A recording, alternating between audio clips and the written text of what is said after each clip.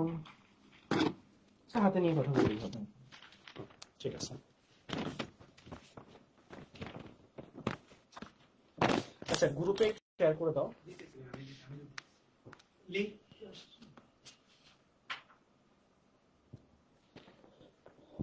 আসসালামু আলাইকুম, সব ঠিকঠাক আছে? কথাবার্তা কি শোনা যাচ্ছে? এটা একটু আমাকে জানাও।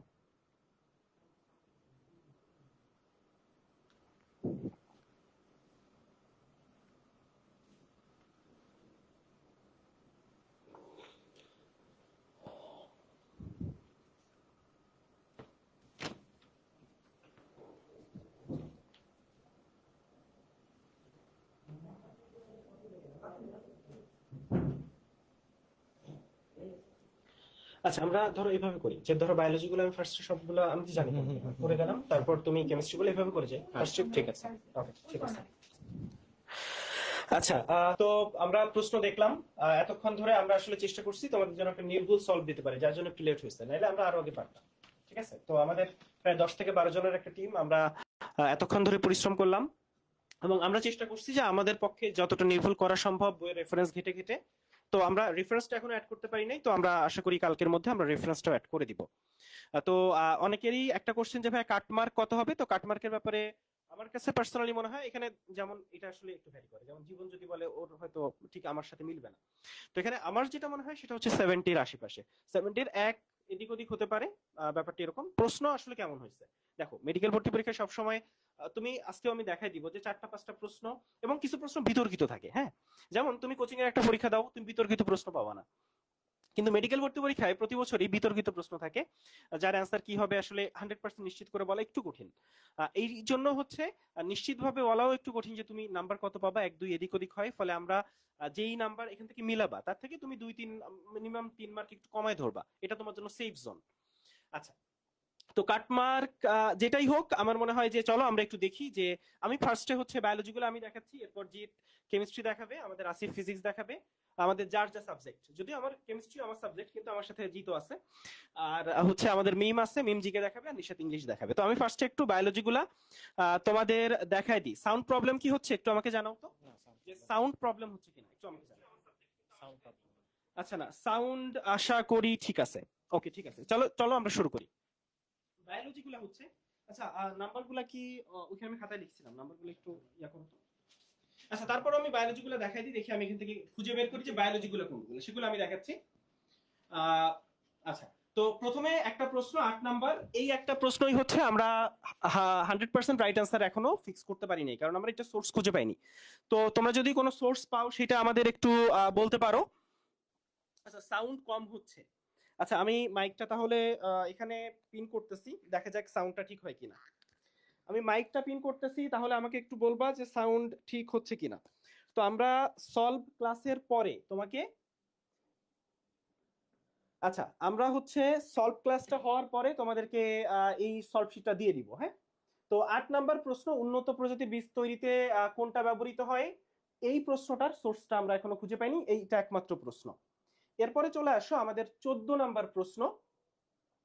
আচ্ছা 11 নাম্বার প্রশ্ন, কোষ বিভাজনের সময় কোষ প্লেট তৈরিতে কোন অঙ্গাণু সাহায্য করে? ভাইয়া যারা কোষ ও এর গঠন পড়ছো, আমরা সবসময় বলি অঙ্গাণুগুলার সবচেয়ে ইম্পর্টেন্ট কাজগুলা, ধরো গোলগি বডি তুমি যদি 3টা কাজ পড়ো তাহলে এই কোষ প্লেট তৈরির জিনিসটা আসে। আচ্ছা তাহলে এইটা খুবই সহজ প্রশ্ন ছিল, বায়োলজির প্রশ্নটা আসলে সহজ হয়েছে, আমরা যা পড়াইছি তাই আসছে। আচ্ছা এরপরে চলে আসো 14 নাম্বার প্রশ্ন, আমরা একটু দেখি রেস্ট্রিকশন এনজাইমের কাজ, কাঙ্ক্ষিত ডিএনএ কে ছেদন করা। তোমরা জানো রেস্ট্রিকশন সাইট, যেখানে রেস্ট্রিকশন এনজাইম কাটে এবং কাটে আর কি, কাটা রেস্ট্রিকশন এনজাইম নাম হচ্ছে যে কাটে বা ছেদন করে। আচ্ছা 14 নম্বরের পরে হচ্ছে 16 নম্বর প্রশ্ন, কোন ধরনের উদ্ভিদকে এপিমেরালস বলা হয়? এটা আলিম স্যারের বইয়ের একটা প্রশ্ন, আমরা আলিম স্যারের বই দাগাই দিছিলাম, সুন্দর করে একবার কঠিন ভাবে দাগাই দিছিলাম। আলিম স্যারের বইয়ের ওই জায়গায় দেখবে যে সুন্দর করে মানে দাগানো আছে আলিম স্যারের বই। আলিম স্যারের অনুশীলনী আমরা তোমাকে আলাদা করে প্রোভাইড করছি, আমরা তোমাকে সলভার ডাই দিছি, অনুশীলনীরও একটা কমন প্রশ্ন এটা, যে খরা এড়ানো। 16 নম্বরের উত্তর হবে হচ্ছে খরা এড়ানো। হাইড্রার বহিঃকোষীয় পরিপাক, তুমি খেয়াল করলেই দেখবা যে হাইড্রা খুললেই পরিপাক মানেই সিলেন্টেরন, তাই না? বহিঃকোষীয় পরিপাক মানে পরিপাক কোথায় হয়? সিলেন্টেরনে হয়। সিলেন্টেরন হচ্ছে গ্যাস্ট্রোভাস্কুলার গহ্বর বা পরিপাক সংবহন গহ্বর, ফলে পরিপাক মানেই সিলেন্টেরন। ওকে, এরপরে হচ্ছে আমরা 18 নম্বর প্রশ্ন, কোন অংশ ক্ষুধা নিয়ন্ত্রণ করে? তোমরা জানো আমাদের অনিচ্ছাকৃত যে কাজগুলো, তাই না? যে কাজগুলো আমরা কন্ট্রোল করতে পারি না সেই কাজগুলো কন্ট্রোল করা হচ্ছে হাইপোথ্যালামাস, যে কাজগুলো আমাদের একবার অনিচ্ছাকৃত। তাহলে হাইপোথ্যালামাস হচ্ছে অনিচ্ছাকৃত। ক্ষুধা তো তোমার মানে ঠিক মানে ব্যাপারটা কিরকম যে তুমি ক্ষুধাকে কন্ট্রোল করতে পারবে না, ক্ষুধা লাগলে লাগবেই। তো যেহেতু অনিচ্ছাকৃত কাজ, যেমন তোমার রাগ, ক্ষুধা, তারপর হচ্ছে রাগ, ভালোবাসা, ভালো লাগা, তাই না, পীড়ন, এই সবকিছু হচ্ছে হাইপোথ্যালামাসের কাজ। এরপরে হচ্ছে প্রশ্ন নাম্বার 23। আচ্ছা, ওকে, এরপরে আমরা প্রশ্ন নাম্বার পাচ্ছি 23। কোনটা মালভেসি গোত্রের উদ্ভিদ? আমরা সবসময় বলি মানে মালভেসি গোত্রের উদ্ভিদ গুলার অন্তত বাংলা নামগুলো পড়ে যাও। আর গুরুত্বপূর্ণ যেগুলা সেগুলার আমি যারা ক্লাস করছো মানে গোল্ড ডিগার্সে সবাই জানো, বলছিলাম যে পর্বের নামগুলা পড়ে যাও, বাংলা নামগুলা, আর গুরুত্বপূর্ণ গুলার আমি লস প্রজেক্টের সাজেশন ক্লাস ওটা বলে গেছি। আর গুরুত্বপূর্ণ নামগুলার ইংলিশ যে টার্ম সেটা মানে ইংরেজি নামটা পড়ে যাও। সেখানে দেখো বাংলা নাম থেকে প্রশ্নটা চলে আসছে। 23-এর পরে প্রশ্ন হচ্ছে 25 ভাইয়া, সংক্রমণক্ষম পূর্ণাঙ্গ ভাইরাস। এইটা ভিরিয়ন, এটা সবাই জানো যে বিশেষ করে সবসময় আমরা যেভাবে পড়াই যে নিউক্লিও ক্যাপসিড, প্রিয়ন, ভিরয়েড, ভিরিয়ন, এগুলো পার্থক্য আকারে পড়াই যে কোনটা সংক্রমণক্ষম, কোনটা সংক্রমণক্ষম না, কোনটা প্রোটিন ফাইব্রিল আছে, কোনটা প্রোটিন ফাইব্রিল নাই। তো এই জিনিসটা সুন্দর করে গোছাই পড়ানো হয়েছে।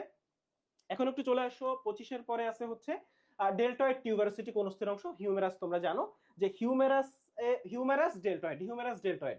হিউমেরাসে 3টা থেকে 4টা লাইন জানতে হয়, তার বেশি না। সেই 3টা থেকে 4টা লাইনের একটা লাইন হচ্ছে ডেল্টয়েড।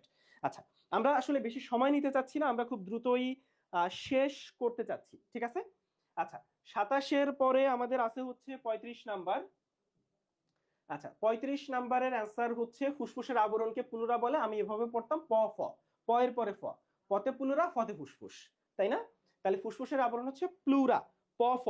আচ্ছা, এভাবে আমরা পড়তাম প্লুরা, ফুসফুস, এবং সবগুলা অঙ্গের আবরণীর নামই কিন্তু গুরুত্বপূর্ণ, 25 ব্যাচের জন্য বলে রাখলাম।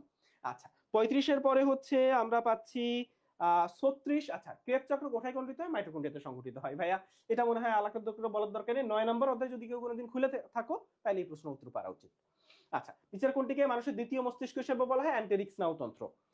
এই অধ্যায়টা আমি যখন পড়াইছি, ফ্রি করাইছি, গোল্ডিগার্সে করাইছি, যেখানেই করাইছি সুন্দর করে এই লাইনটা লেখাই দিছি, অ্যান্টেরিক স্নায়ুতন্ত্রকে দ্বিতীয় মস্তিষ্ক বলা হয়। আচ্ছা, 37-এর পরে আসো, আমরা 38 নাম্বার হচ্ছে বায়োলজি, জেনেটিক ইঞ্জিনিয়ারিং এর পড়তে জীব সাধন। এটা ডিরেক্ট আলিম স্যারের বইয়ের অনুশীলনের প্রশ্ন। দেখো এবছর প্রচুর অনুশীলনী থেকে প্রশ্ন আসছে, ফিজিক্স আসছে, কেমিস্ট্রি আসছে, বায়োলজি আসছে, কতগুলা কি আসছে আমরা সব হিসাব দিয়ে দিব, টেনশন করার কিছু নেই, সব হিসাব পেয়ে যাবা, আমরা পিডিএফ দিয়ে দিব, হ্যাঁ, টেনশন করার কিছু নেই। এখন আসো, সবকিছু পেয়ে যাবা। তো এখানে এইটা আলিম স্যারের বইয়ের ডিরেক্ট লাইন, লিভিং টুল প্লাজমিড। আচ্ছা, 38-এর পরে প্রশ্ন হচ্ছে 39, কানের কোন অংশ ভারসাম্য? আমরা যেটা পড়াই ভতে ভারসাম্য, ভতে ভেস্টিবুলার অ্যাপারেটাস। তো ভতে ভারসাম্য, ভতে ভেস্টিবুলার, ভ ভ। আচ্ছা, ঠিক আছে, সাউন্ড কি সমস্যা করতেছে? ওকে ওকে, ঠিক আছে, জাস্ট পিন করো। ওকে, আচ্ছা, সমস্যা তো করবেই, কারণ ওইটা আসলে রাখতে হয় যদি অন করা হয়। আচ্ছা, তাহলে কানের কোন সময় ভারসাম্য রক্ষায় সাহায্য করে? ভতে ভারসাম্য, ভতে ভেস্টিবুলার অ্যাপারেটাস। এটা ছোটকাল থেকে পড়ে আসতেছি। এরপরে হচ্ছে 42 নম্বর প্রশ্ন, কোন হরমোনটি মানুষের ডিম্বাশয় থেকে, ইস্ট্রোজেন আর প্রজেস্টেরন ডিম্বাশয় থেকে ঘটিত হয়? ইস্ট্রোজেন আর প্রজেস্টেরন হচ্ছে ডিম্বাশয় থেকে ঘটিত হয়, ফলে এটার আনসার প্রজেস্টেরন তোমরা জানো। 42-এর পর হচ্ছে 44 নাম্বার, কোন চক্রের মাধ্যমে যকৃতে ইউরিয়া তৈরি হয়? তোমরা জানো অর্নিথিন চক্র বা ইউরিয়া চক্র। অর্নিথিন চক্রের আরেকটা নামই হচ্ছে ইউরিয়া চক্র। কেন? কারণ এই চক্র, এই প্রক্রিয়া ইউরিয়া তৈরি হয়। যকৃত থেকে কিন্তু আরো একটা প্রশ্ন আসছে। আচ্ছা, 44-এর পরে প্রশ্ন হচ্ছে 46, আজমল স্যারের বইয়ের ডিরেক্ট প্রশ্ন, অ্যালার্জির সাথে অ্যান্টিবডি কোনটা? ই। তাহলে ইতে অ্যালার্জি, ইতে হচ্ছে অ্যান্টিবডি, মানে ইমিউনোগ্লোবিন ইতে হচ্ছে ই, আর হচ্ছে ইতে হচ্ছে অ্যালার্জি। তাহলে এইভাবেই আমরা পড়াই আজমল স্যারের বইয়ের কিন্তু খুব সুন্দর করে। এবং তোমরা যখন আমি সাজেশন ক্লাস নিছিলাম লস প্রজেক্টে, সেখানেও বলে দিছিলাম যে অ্যান্টিবডিটা ইম্পর্টেন্ট, হ্যাঁ, এবং অ্যান্টিবডির কোনটার কাজ কি, এবং সেখান থেকেই প্রশ্ন আসছে। অর্থাৎ খেয়াল করো যে আমরা প্রায় বলি যে গুরুত্বপূর্ণ জায়গাগুলো পড়বা, দাগানো লাইনগুলো পড়বা, এবং তাই হইছে। তুমি আমাকে বলো, গুরুত্বপূর্ণ জায়গার বাইরে কোনো প্রশ্ন হইছে? দাগানো লাইনের বাইরে কোনো প্রশ্ন হইছে? হ্যাঁ, একটা দুইটা প্রশ্ন হইছে। যে একটা দুইটা হইছে এটা তোমার পারা লাগবে না। প্রতি বছর 4টা-5টা প্রশ্ন একটু বেশি কঠিন হয়, এমন হয় যে আসলে কেউ পারতেছে না, কেন জানি একটু অন্যরকম হয়, যার জন্য সবাই ভুল করে। এর বাইরে পরীক্ষা সবসময় সবার ভালো হয়। আচ্ছা, তাহলে 46-এর পরে হচ্ছে 47 নাম্বার আমরা দেখতেছি ভাইরাসের বংশবৃদ্ধিতে। ভাইয়া এটা তোমরা জানো যে প্রোটিন তৈরি হয় রাইবোজোমে। রাইবোজোমকে কি বলে? Protein factory. তুমি ভাইরাস বলুক আর যাই বলুক, প্রোটিন তৈরি হয় রাইবোজোমে। রাইবোজোম হচ্ছে প্রোটিন ফ্যাক্টরি, সোজা বাংলা। প্রোটিন তৈরি দেখছো মানে রাইবোজোম। আচ্ছা 47 এরপরে হচ্ছে প্রশ্ন আমরা পাচ্ছি টিস্যু কালচারের প্রাথমিক লক্ষ্য কি? ভাই টিস্যু কালচার মানেই হচ্ছে চারা তৈরি। টিস্যু কালচার কেন করি আমরা? প্রচুর চারা তৈরি করবো, তাই না? টিস্যু কালচার উদ্দেশ্য হচ্ছে চারা তৈরি। আলিম স্যারের বইয়ের ডিরেক্ট লাইন, সরি আলিম স্যারের বইয়ের অনুশীলনের প্রশ্ন, কিন্তু এটা হচ্ছে আলিম স্যারের বইয়ের অনুশীলনীর প্রশ্ন। আচ্ছা এরপরে দেখি কত নাম্বার প্রশ্ন আছে। এরপরে হচ্ছে আমাদের বায়োলজি বেশ বড় একটা অংশ হয়ে গেছে। আচ্ছা আচ্ছা কোনটা পিউরিন বেজ ভাইয়া? এই যে কোনটা পিউরিন বেজ আর কোনটা পাইরিমিডিন বেজ, এই যে বেসিক প্রশ্নগুলা, এই জিনিসগুলা না কোনো ডিপ না, একেবারে জাস্ট মানে তুমি যদি এই টপিকটা থেকে 2টা লাইন পড়তে চাও, সেই 2টা লাইন থেকে প্রশ্ন আসছে। এই জন্য বলি যে লাস্ট মোমেন্টে খালি ইম্পর্টেন্ট গুরুত্বপূর্ণ লাইনগুলো পড়ে যা, আর কিছু পড়ার দরকার নেই, মূল বইটা পড়ে যা, দেখ যে তাই হয়েছে কিনা। আচ্ছা মানুষের সপ্তম কর্টিক্স নাই অলফ্যাক্টরি আমরা কিভাবে পড়াই? ট্রিপলো টিটা ফেজিভিএসএইচ, অলফ্যাক্টরি অপটিক অকুলোমোটর ট্রপলিয়া ট্রাইজভেনাল অ্যাবডোসেন্স ফেসিয়াল, তাই না? তাহলে 7 নাম্বার কি? ফেসিয়াল। 7 নাম্বার হচ্ছে ফেসিয়াল, 7 নাম্বার হচ্ছে ফেসিয়াল। এরপরে এনজিওপ্লাস্টি করলে কি হয় ভাইয়া? তোমরা জানো যে এনজিওগ্রাম ফার্স্টে করে কেন? কারণ ধমনীতে ব্লক আছে কিনা সেটা দেখার জন্য। আর ধমনীতে যদি ব্লক থাকে সেই ব্লককে অপসারণ করতে হয় না? ধমনীতে ব্লক থাকলে সেই ব্লককে যদি তুমি যখন অপারেশন করবা বিভিন্ন রকম এনজিওপ্লাস্টির মাধ্যমে, তখন ধমনীটা ব্লক আর থাকতেছে না, ধমনীটা প্রশস্ত হচ্ছে, তাই না? তাহলে ধমনীটা প্রশস্ত হয়, অর্থাৎ এইটা আমাদের হলো।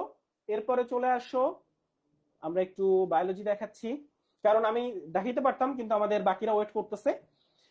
এখন একটু চলে আসো, এই যে প্রশ্ন ভাইয়া, কোন কোষ হেপারিন তৈরি করে? হ্যাঁ বেসোফিল হেপারিন তৈরি করে। আমি তোরে রক্ত অধ্যায় যখন পড়াইছি তখনও এটা পড়াইছি, মানবদেহের প্রতিরক্ষা যখন পড়াইছি তখনও পড়াইছি। বেসোফিল হেপারিনার হিস্টামিন তৈরি করে, বেসোফিল হেপারিনার হিস্টামিন তৈরি করে। আচ্ছা ঠিক আছে, 2বার যখন পড়াইছি তখন এটা পড়াইছি। ডাক্টাস কুবেরি রুই মাছের শিরাতন্ত্রের অংশ। দেখ যখন শিরাতন্ত্র পড়তে হয়, ধমনীতন্ত্র পড়তে হয়, আমরা বলি যে অনেক ডিটেলস তো লাগবে না, একেবারে সুপারফিশিয়াল শিরাতন্ত্রের পার্ট কি কি, ধমনীতন্ত্রের পার্ট কি কি, এবং সেখান থেকে প্রশ্ন আসছে। দেখছো মানে একেবারে ডিপে ফাটায় ফুটাই ফেলছো, ডিপে পড়বা কিন্তু আগে গুরুত্বপূর্ণ জায়গা পড়ে তারপর পড়বা, এবং দেখো ঠিক তাই হয়েছে। আচ্ছা ঠিক আছে, ওকে। এখন চলে আসো ডাক্টাস কুভেরি। এরপরে হচ্ছে আমরা চলে আসব পেসমেকারের কাজ কি ভাই? পেসমেকার, পেস মানে কি? গতি, তাই না? ও পেস তৈরি করে।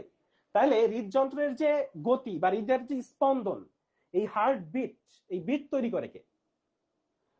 পেসমেকার। বিট, এই হার্টবিট নিয়ন্ত্রণ করে কে? হৃদস্পন্দন নিয়ন্ত্রণ করে কে? পেসমেকার। হৃদস্পন্দন তৈরি করে যে, নিয়ন্ত্রণও করে সে কে? পেসমেকার। তাহলে 70টা গেল, অ্যান্সারটা হবে পেসমেকার। এরপরে আমরা দেখি এরপরে কত নম্বর প্রশ্ন আছে। এরপরে হচ্ছে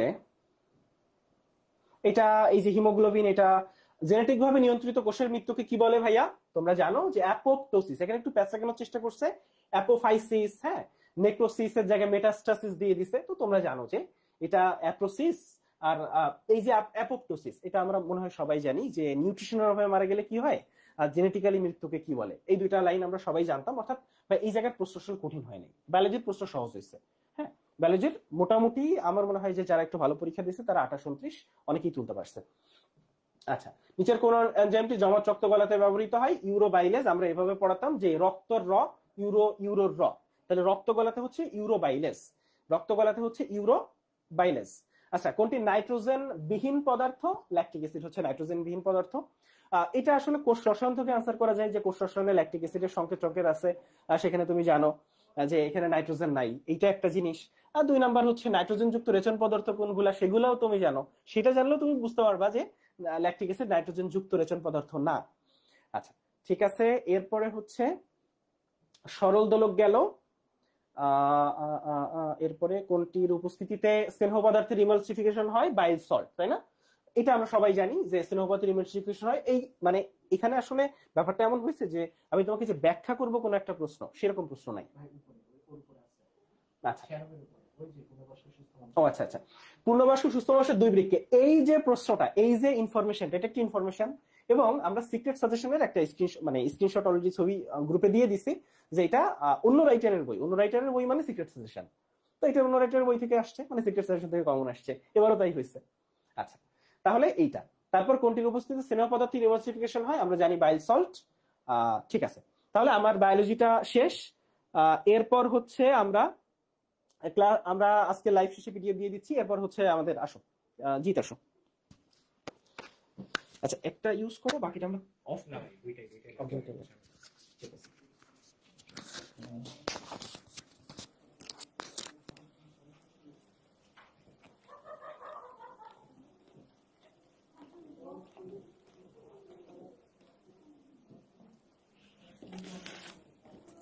ঠিক আছে, তো বায়োলজি হয়ে গেল। আমরা খুব বেশি সময় নিব না, যেহেতু সবাই টেন্সড আছো। আমরা সলভ করা শুরু করি। অনেকগুলো কিন্তু এমসিকিউ অনুশীলনী থেকেও আসছে, ঠিক আছে, ম্যাক্সিমাম গুলাই আসছে। তো আসো, প্রথম প্রশ্নটাই দেখো, বাংলাদেশে পানীয় জলের আর্সেনিকের গ্রহণযোগ্য মাত্রা কত? এইটা কিন্তু অনেকবার পড়ানো হয়েছে যে হু একটা মাত্রা আছে আর বাংলাদেশের একটা মাত্রা আছে। বাংলাদেশের ক্ষেত্রে 0.05 ppm, ঠিক আছে। ওকে, এরপরেরটাই আসো, এগুলো সব মুখস্থ পাঠ। 4 নাম্বারটা আসো, নিচের কোনটি তাপ হারি বিক্রিয়া? একটা আছে তাপ উৎপাদী, একটা আছে তাপ হারি। তো তাপ হারি বিক্রিয়া যেটা, তাপহারী বিক্রিয়া যেটা, তো আমরা বলছি নাইট্রোজেন আর অক্সিজেন এই দুইটা মিললেই কিন্তু আমাদের তাপহারী বিক্রিয়া হয়। এটা কিন্তু মুখস্থ ছিল, তাই না? আর বাকিগুলা যত অক্সিজেনের দহন আছে সবগুলা তাপ উৎপাদী, এটা পারার কথা তোমাদের। ওকে, নেক্সট, নিচের কোনটি ক্যান্সার সৃষ্টি করতে পারে? এটা কিন্তু ল্যাবরেটরি নিরাপদ ব্যবহার থেকে আসছে। ওই যে একটা চার্ট ছিল, ফরমালিন, ফরমালডিহাইড 40% দ্রবণ, ঠিক আছে। তো এইটা হচ্ছে কি মিথানল। মিথানল হচ্ছে কি আমাদের ক্যান্সার সৃষ্টি করতে পারে। ওকে, এরপরে আসো কেমিস্ট্রি, নিচের কোনটি প্রধান গ্রিন হাউস গ্যাস? বলা হয়েছিল গ্রিন হাউস গ্যাসের প্রভাব বেশি সিএফসি, আর প্রধান গ্রিন হাউস গ্যাস বা গ্রিন হাউস গ্যাস নিয়ে কিছু বললেই আনসার হবে কার্বন ডাইঅক্সাইড।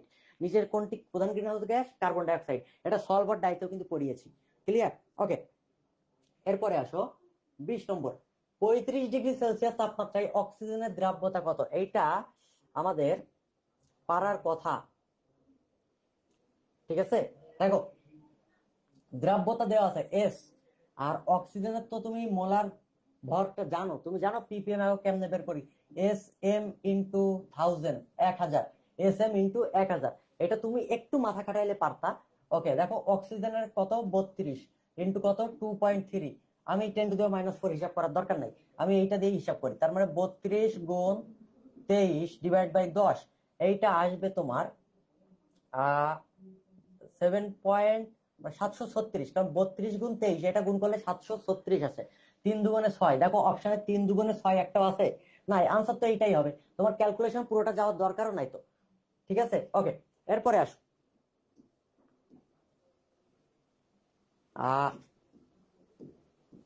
নেক্সট কোয়েশ্চেন হচ্ছে আমাদের 24। দেখো, ডাউ পদ্ধতিতে নিচের কোনটি উৎপন্ন করা হয়? এটা টোটালি মুখস্থ। ডাউ পদ্ধতি তৈরি করা হয় কোনটা? ফেনল। এটা কিন্তু জৈব যৌগ। জৈব যৌগ থেকে মাত্র 2টা কোশ্চেন আসছে, তাও ইজি কোশ্চেন, ঠিক আছে। ডাউ পদ্ধতিতে কোনটা তৈরি করা হয়? এটা হচ্ছে আমাদের ফেনল তৈরি করা হয়। ওকে, নেক্সট হচ্ছে 26, নিচের কোনটির কারণে পচা মাছে গন্ধ তৈরি হয়? অ্যামিন। পড়ছো না? পচা মাছের আইসের মতো গন্ধ তৈরি হয় কোনটা? অ্যামিন, ঠিক আছে। ওকে, নেক্সট, নেক্সট হচ্ছে অন্ত্রের ইমেজিং এ কোনটি ব্যবহার করা হয়? অন্ত্রের ইমেজিং এ যে বেরিয়াম সালফেটটা ব্যবহার করে, এটা আসলে কি? সাসপেনশন। ওই যে সাসপেনশন, তারপর হচ্ছে কি ছিল, কলয়েড, ক্রিস্টালয়েড। ওইখানে কিন্তু সাসপেনশনের একটা বৈশিষ্ট্য অনেকগুলো, সেইখানে কিন্তু লাস্ট পয়েন্টটাই ছিল বইতে, হাজারিন স্যারের বইতে। অন্ত্রের ইমেজিংটা যে বেরিয়াম সালফেট কি হয়, সাসপেনশনে ব্যবহার করা হয়। ওকে, এরপরে আছে হচ্ছে আমাদের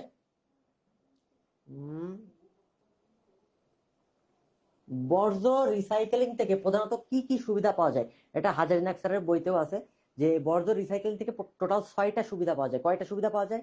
6টা। এর মধ্যে দূষণ হ্রাস এইটাই হয়, কারণ কাঁচামালের ব্যবহার হ্রাস হবে। পণ্য উৎপাদনে খরচটা কি? পণ্য উৎপাদনে না, পণ্য সরবরাহে খরচ কম ছিল। বইতে ছিল পণ্য সরবরাহ করব, এইখানে খরচ কম। এইখানে দিচ্ছে পণ্য উৎপাদন, এটা কিন্তু হবে না, হবে কোনটা? দূষণ হ্রাস, ঠিক আছে। নিচের কোন মূলকটি বেনজিন বলে অর্থপ্যারা নির্দেশক? এটা তো জানো যে সিঙ্গেল বন্ড থাকতে হবে, ডাবল বা ট্রিপল বন্ড থাকলে কি হবে? মেটা নির্দেশক হবে। তো অর্থপ্যারা নির্দেশক কোনটা? মিথাইল মূলক। মিথাইল মূলক হচ্ছে অর্থপ্যারা নির্দেশক। এরপরে আসো,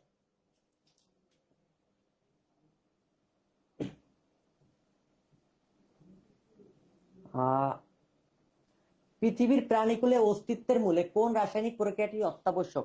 এটা হয় হাজারি স্যারের বইয়ের ডিরেক্ট লাইন। বইয়ের ডিরেক্ট লাইন মাটির প্রাকৃতিক নাইট্রোজেন ফিক্সেশন, ঠিক আছে। এটা কিন্তু বইয়ের ডিরেক্ট লাইন আসছে। ওকে, এরপরে আসো, এরপরে নিচের কোনটি বিজারক পদার্থের বৈশিষ্ট্য? বিজারক পদার্থের বৈশিষ্ট্য হচ্ছে, বিজারক মানে কি? অপরকে বিজারণ ঘটাবে, বাট নিজের কি ঘটবে? জারণ ঘটবে। জারণ মানে কি? ইলেকট্রন ছাড়ন। তাহলে বিজারক মানে কি? তার নিজের তো জারণ ঘটা লাগবে। আনসার এইটাই, ইলেকট্রন হারাবে। বিজারক কি করবে? ইলেকট্রন হারাবে।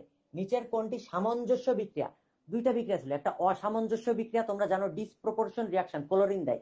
আর একটা হচ্ছে সামঞ্জস্য, মানে দুইটা পদার্থ থাকবে, দেখো সালফার এইখানেও আছে এইখানেও আছে, এইটা একটা তৈরি হচ্ছে, এইটাই হবে। এটা বইয়ের ডিরেক্ট উদাহরণ থেকে আসছে, কিন্তু বইয়ের ভিতরেই আছে। সামঞ্জস্য বিক্রিয়া আর একটা অসামঞ্জস্য ছিল, প্রশ্নে কিন্তু সামঞ্জস্য বলছে, খেয়াল করতে হবে, সামঞ্জস্য বলছে।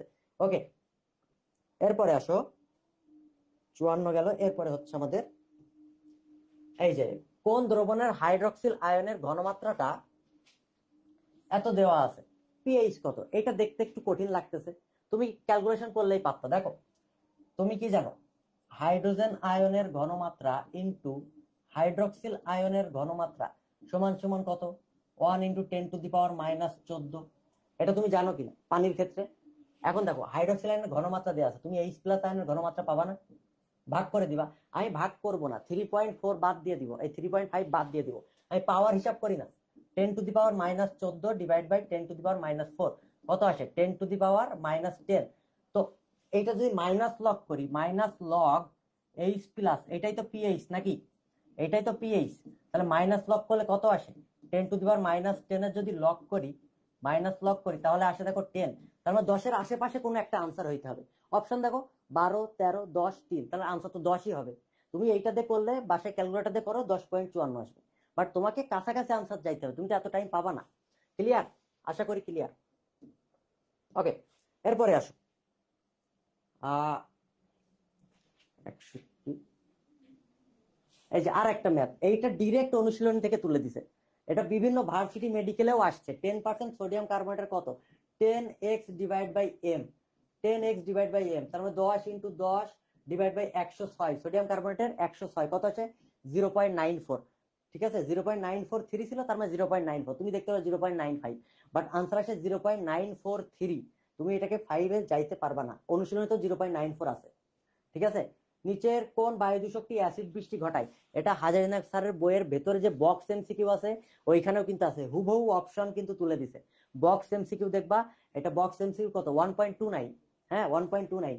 বায়ু দূষক সালফিউরিক অ্যাসিড। সালফিউরিক মানে সালফার ট্রাইঅক্সাইড, যেটা কার্বন ডাইঅক্সাইড তো হবেই না। ওকে, এরপরে আসো, সংগৃহীত দুধের পিএইচ নিয়ন্ত্রণে কোন অ্যাসিড ব্যবহার করা হয় বা কোনটি ব্যবহার করা হয়?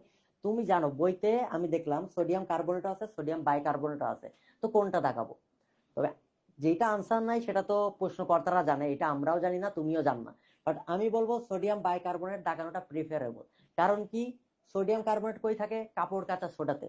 সোডিয়াম বাইকার্বনেট কোনটা? Baking soda. তুমি তো খাবা, দুধ তো আর তুমি কাপড় কাচতে ব্যবহার করবে না, তুমি খাবা। তারপর তুমি আরেকটা ভাবে মনে রাখতে পারো যে রক্তে বাফার কোনটা? বাইকার্বনেট বাফার, বাইকার্বনেট বা কার্বনিক অ্যাসিড বাফার।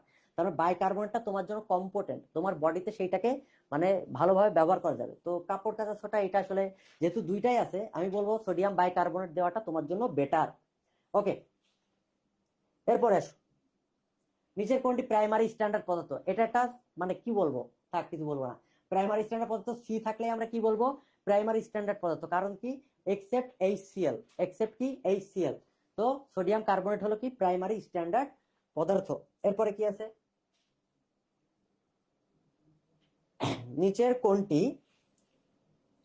নিচের কোনটি উভধর্মী পদার্থ? বাবা, উভধর্মী পদার্থ কি পড়ানো হয় নাই? যে পানি, NO, N2O, কার্বন মনোক্সাইড, এগুলো ছিল উভধর্মী পদার্থ। সলভার ডাইতেও কিন্তু পড়াইছি। তো পানি কি উভধর্মী পদার্থ? এগুলো দেখলেই তো বোঝা যায় উভধর্মী হওয়ার কথাই না, নিউট্রাল যৌগ ওইটা। আচ্ছা, এরপরে শিখা পরীক্ষায় কোবাল্ট ব্লু গ্লাস কোন আলো সম্পূর্ণ শোষণ করে? এটাও হাজারিনাক স্যারের বইতে তোমার শিখা পরীক্ষার ক্ষেত্রে 4টা বর্ণ দেওয়া আছে, কপার 2+, পটাশিয়াম, সোডিয়াম আর ক্যালসিয়াম। তার নিচেই দেখবা 3টা পয়েন্ট দেওয়া আছে, ওইখানে ডিরেক্ট বইতে দেওয়া আছে যে সোনালী হলুদ, কারণ সোডিয়াম ক্লোরাইডের যে সোডিয়াম বর্ণটাকে পুরোপুরি শোষণ করে নেয় কোবাল্ট ব্লু গ্লাস। ঠিক আছে, এই কারণে সোডিয়ামটা বর্ণহীন দেখা যায়। ওকে, এটা বইয়ের ডিরেক্ট লাইন, সোনালী হলুদ। এবং এটা রাজশাহী ভার্সিটির কোশ্চেন, ভার্সিটির কোশ্চেন কিন্তু রিপিট আসছে। ঠিক আছে, আচ্ছা, এরপরে আসো 81। মানবদেহে কোন ধাতুর আধিক্যে হিমোগ্লোবিনের উৎপাদন বাধাপ্রাপ্ত হয়? এটা পরিবেশ রসায়ন বইতে একদম শেষ অংশ থেকে আসছে। আনসার হবে ক্রোমিয়াম। ক্রোমিয়াম, ক্রোমিয়াম দিয়ে আলাদা হেডলাইন দেওয়া আছে, রক্তে এটার ভূমিকা কি, 3-4টা পয়েন্ট দেওয়া আছে ক্রোমিয়ামে কি করে, তার নিচে আলাদা পয়েন্ট দেওয়া আছে হাজির নাকসারের বই, বোল্ড লাইন এইগুলা। আচ্ছা, নিচের কোনটি পরিবেশ দূষকের প্রতীক? এন, এটা ওই যে ল্যাবরেটরি নিরাপদ ব্যবহার, ওইখানে যে চার্ট গুলা ছিল, টক্সিক সাবস্টেন্স টি, তো এই এনটা হচ্ছে কিসের প্রতীক? পরিবেশ দূষণের প্রতীক। কিসের প্রতীক? পরিবেশ দূষণের প্রতীক। এরপরে আসো, নিচের কোনটি নাইট্রোজেন বিহীন পদার্থ? Lactic acid. তুমি দেখতেই পারো, তুমি এটা যদি তুমি কিডনি চ্যাপ্টারটাও পড়তা তাহলেও পারতা, ক্রিয়েটিনিন, অ্যামোনিয়া, ইউরিয়া, এখানে নাইট্রোজেন তো আছেই। তুমি জানো না ল্যাকটিক অ্যাসিডের গঠন? তুমি জানো না, আমি ধরে নিলাম তুমি জানো না। তুমি 3টা অপশন তো জানো, এখানে তো নাইট্রোজেন থাকবেই, থাকবে না? তাহলে এইটাই তো নাইট্রোজেন না থাকাটাই স্বাভাবিক। ঠিক আছে, ওকে। এরপরে আসো, লাস্ট কোশ্চেন আমাদের 92। সোডিয়াম ক্লোরাইড দ্রবণের বৈশিষ্ট্য কোনটি? সোডিয়াম ক্লোরাইড এটা কিন্তু কলয়েড না, এটা হচ্ছে ক্রিস্টালয়েড। সোডিয়াম ক্লোরাইড হলো ক্রিস্টালয়েড। তো এটা কি করবে? এই মিশ্রণের স্থিতিটা সুস্থিত, সুস্থিত। তুমি জানো না সোডিয়াম ক্লোরাইড ক্রিস্টালয়েড কিনা? তুমি দেখতেছো যে এর মধ্যে হচ্ছে টিন্ডাল প্রভাব আছে, এর মধ্যে ব্রাউনীয় গতি আছে, 2টা অপশন কেন থাকবে? এটা তো কলয়েডের বৈশিষ্ট্য, 2টা কি কন্ট্রাডিক্টরি হয়ে গেল না? তোমাকে তো একটা অপশন চুজ করতে হবে, তাহলে এটা তো হবে না। আর এই 2টা যদি না হয় তাহলে কলয়েডের বৈশিষ্ট্য এটা হচ্ছে দৃশ্যমান, এটাও তো হওয়ার পসিবিলিটি নাই। তাহলে আনসার এইটাই হবে। তোমাকে অপশন বাদ দেওয়া শিখতে হবে, ঠিক আছে? তোমরা একটু মাথা খাটাইলে, মাথা ঠান্ডা রাখলে অপশন বাদ দিলে পারতা। এখন তোমাদের নেক্সট আসবে জীবন ভাইয়া।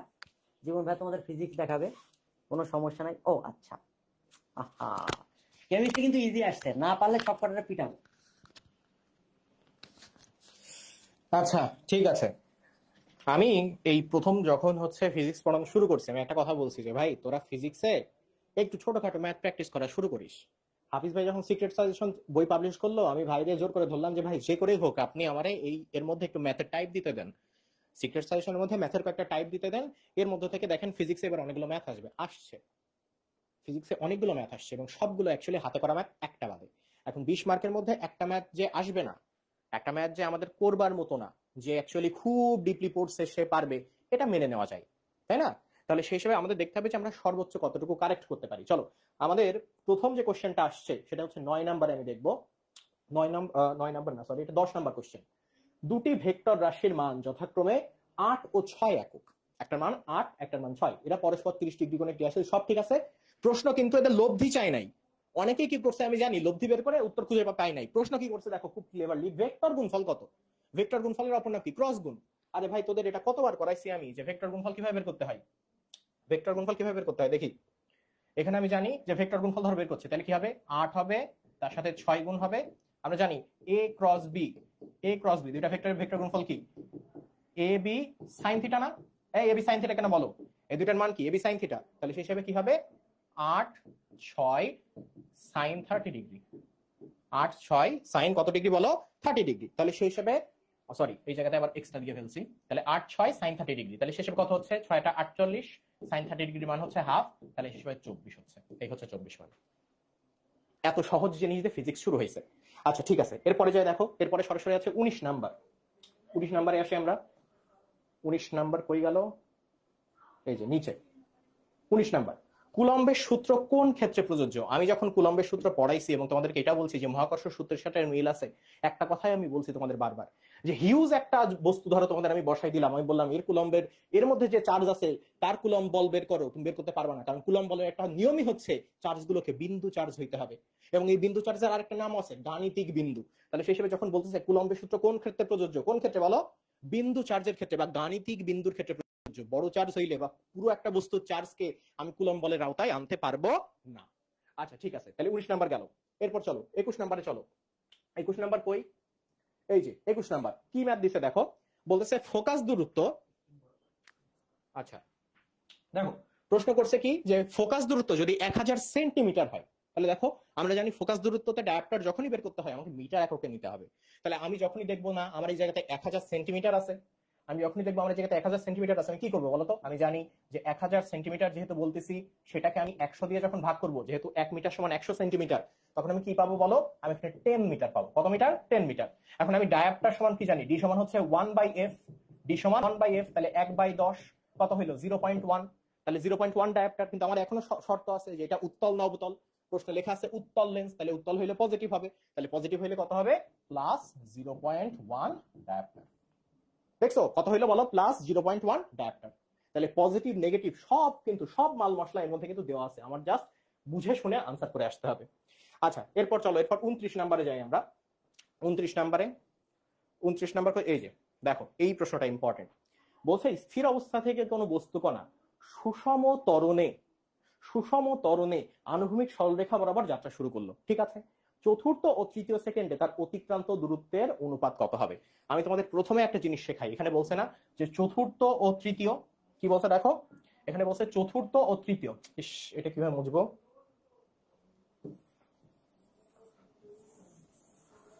কি রে এই জিনিস কিভাবে বুঝবো? আচ্ছা দেখো এখানেই দেখাই, তাহলে যেহেতু বলছে চতুর্থ তৃতীয় আমি তোমাদের একটু বোঝাই। দেখো যখন বলবে প্রথম সেকেন্ড মানে হচ্ছে শূন্য থেকে, প্রথম সেকেন্ড মানে হচ্ছে শূন্য থেকে প্রথম সেকেন্ড। তাহলে যেহেতু বলছে তৃতীয় সেকেন্ড মানে কি 2 থেকে 3 নাম্বার সেকেন্ডে। চতুর্থ সেকেন্ড মানে কি 3 থেকে 4 নাম্বার সেকেন্ডে। তাহলে তৃতীয় সেকেন্ড মানে হচ্ছে 2 থেকে 3 নাম্বার সেকেন্ডে যতটুকু দূরত্ব অতিক্রম করছে, চতুর্থ মানে হচ্ছে তৃতীয় থেকে চতুর্থ সেকেন্ডে যতটুকু গেছে। এখন সূত্র তো আমাদের জানা যে এস সমানুপাতিক টি স্কয়ার, এস সমানুপাতিক কি টি স্কয়ার। তাহলে তুমি বলো দ্বিতীয় সেকেন্ডে সে অলরেডি কতটুকু দূরত্ব অতিক্রম করে আসছিল? টি স্কয়ার করলে কত হয়, 2 স্কয়ার করলে কত হয় 4, সরি আবার দেখো ভুল করতেছি, 2 স্কয়ার কত 4। এত পরিমাণ এক্সাইটেড ছিলাম কাল রাতে আমি এক ফোঁটা ঘুমাইতে পারিনি তোমাদের জন্য। আচ্ছা তাহলে 2 স্কয়ার মানে হচ্ছে 4, 3 স্কয়ার মানে কত হয়, 3 স্কয়ার মানে হয় 9। আচ্ছা তারপর 4 স্কয়ার সমান কত হয় 16। তার মানে সে দ্বিতীয় সেকেন্ডে গেছে 9 - 4 5 মিটার, তৃতীয় সেকেন্ডে গেছে 16 - 9 7 মিটার। আমার কিন্তু তৃতীয় ও চতুর্থের অনুপাত চাই নাই, আমার চাইছে চতুর্থ ও তৃতীয়ের অনুপাত। চতুর্থে কত 7 আর তৃতীয় কত 5, তাহলে 7:5। তাহলে এক্ষেত্রে উত্তর কত বলো, এক্ষেত্রে উত্তর কত হবে, উত্তর কত হবে এই যে 7:5। দেখছো উত্তর কত 7:5। আচ্ছা ঠিক আছে, তাহলে এটাও আমরা আনসার করতে পারলাম। ঝামেলাটা হইছে এই 30 নম্বরে এসে, এই এমন একটা ম্যাথ যেটা অ্যাকচুয়ালি ম্যাথ না। তার মানে তুমি চাইলেও এটাকে অ্যাকচুয়ালি সূত্রে ফেলে আনসার করতে পারবা না, অথচ ওরা এমন ভাবে এই জিনিসটাকে সামনে নিয়ে আসছে মনে হচ্ছে সূত্রে ফেলে আনসার করা যাবে। আমরা সাধারণত কি করি, আমরা বলি তুমি 0 ডিগ্রিতে যে 4.5 মিলিমিটার পারদচাপ সেটা মনে রাখো, আর 100 ডিগ্রি সেলসিয়াসে যে 760 মিলিমিটার পারদচাপ সেটা মনে রাখো। কিন্তু এখান থেকে যেহেতু বারবার কোশ্চেন হয়েছে, অনেক স্টুডেন্ট যখন নক করছিলাম বলছিলাম যে তোমরা ছকের কিছু গুরুত্বপূর্ণ পয়েন্ট মনে রাখো। ঠিক তেমনি একটা পয়েন্ট দিছে যে 40 ডিগ্রি সেন্টিগ্রেড তাপমাত্রায় জলীয় বাষ্পের চাপ কত, বইতে দেওয়া আছে, এটা একটা এক্সপেরিমেন্টাল মান, কিন্তু বই থেকে এটা তুলে দিছে। একদম অপ্রয়োজনীয় একটা প্রশ্ন, বাট যেহেতু মেডিকেল অ্যাডমিশন টেস্টে অ্যাকচুয়ালি আমরা আপিল করতে পারবো না যে এই প্রশ্ন কেন দিল, আমাদের এটা আনসার করতে হবে যে এটা হচ্ছে 55 পয়েন্ট সামথিং ছিল, বাট মূল সংখ্যাটা হচ্ছে 55 মিলিমিটার পারদচাপ। আচ্ছা ঠিক আছে, তাহলে 30 নাম্বারটা বুঝলাম। এরপর চলে আসা হচ্ছে 31 নাম্বারে।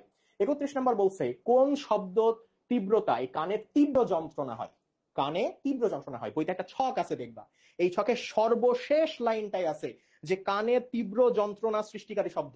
সবার শেষে লেখা আছে কানে তীব্র যন্ত্রণা সৃষ্টিকারী শব্দ, এবং সব থেকে বড় শব্দ এটা, সেটা কত বলো 120 ডেসিবেল। কত বললো 120 ডেসিবেল, ঠিক আছে। আচ্ছা এরপর দেখো সামনের দিকে যাই আমরা। এরপর আসছে হচ্ছে 40 নাম্বারে। 40 নাম্বারে বলতেছে এন্ট্রপি কোথায় সবচেয়ে বেশি। এখন দেখো আমরা জানি এন্ট্রপির এই জিনিসটা আমরা পড়ছি যে এন্ট্রপি সব থেকে সেখানেই বেশি যেখানে বিশৃঙ্খলা বেশি।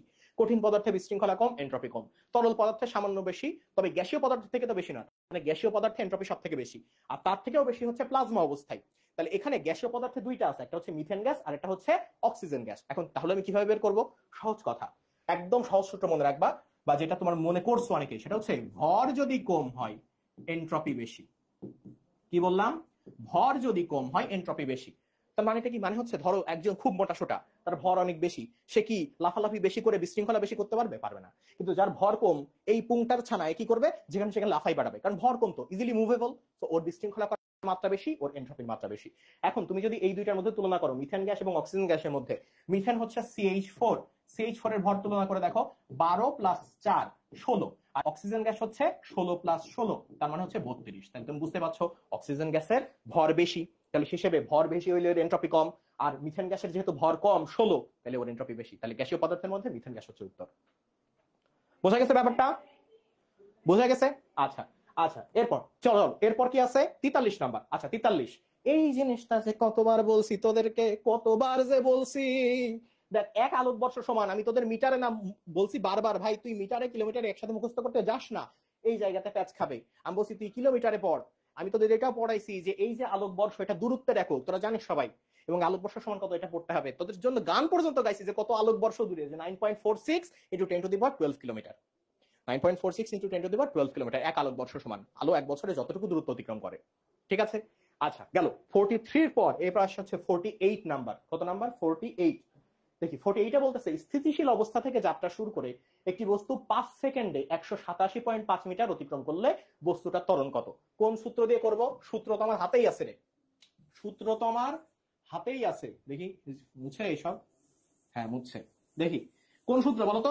এর মধ্যে মাথায় চলে আসছে না, এস সমান ইউটি প্লাস হাফ এটি স্কোয়ার। তাহলে সূত্র আমাদের জানা অলরেডি যে এস সমান হচ্ছে ইউটি প্লাস হাফ এটি স্কোয়ার। যেহেতু আমার এই জায়গাতে বলছে স্থিতিশীল অবস্থা, তাই ইউ জিরো হওয়ার কারণে পুরোটা জিরো হয়ে গেল।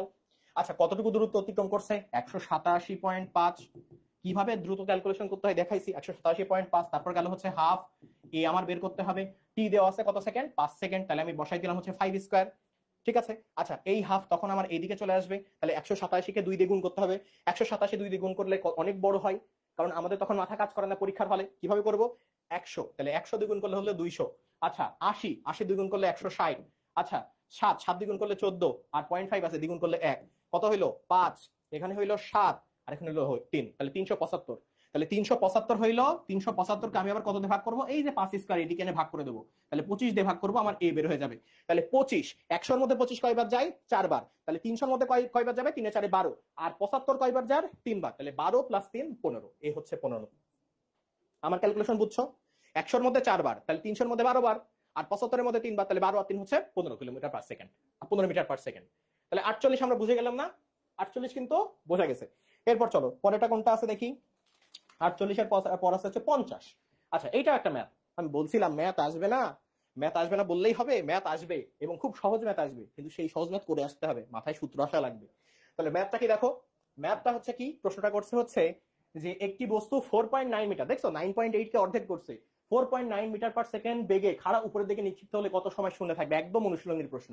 কিভাবে করতে হবে? আমি জানি যে ভি সমান হচ্ছে ইউ প্লাস জিটি, ভি সমান ইউ প্লাস জিটি। জি কেন? কারণ এই যে খাড়ার দিকে নিক্ষেপ করছি, তাহলে এই জায়গাতে ইউ তো শূন্য, কারণ আমার এই জায়গাতে বলছে যে এইটা কি নিক্ষিপ্ত অবস্থা, শূন্য মানে স্থির অবস্থা থেকে নিক্ষেপ হয়েছে। আচ্ছা ঠিক আছে, তাহলে সেই হিসেবে টি এর মান কি হয়? টি সমান হয় হচ্ছে ভি বাই জি।